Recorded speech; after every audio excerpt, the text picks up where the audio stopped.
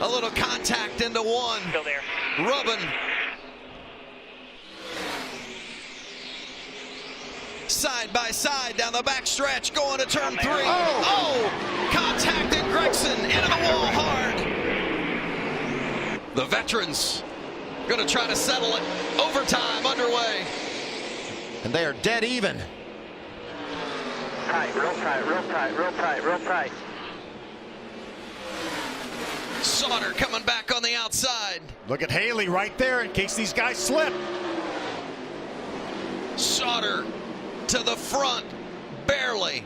Crafton trying to come back, but Sauter's got it. The white flag for Johnny Sauter.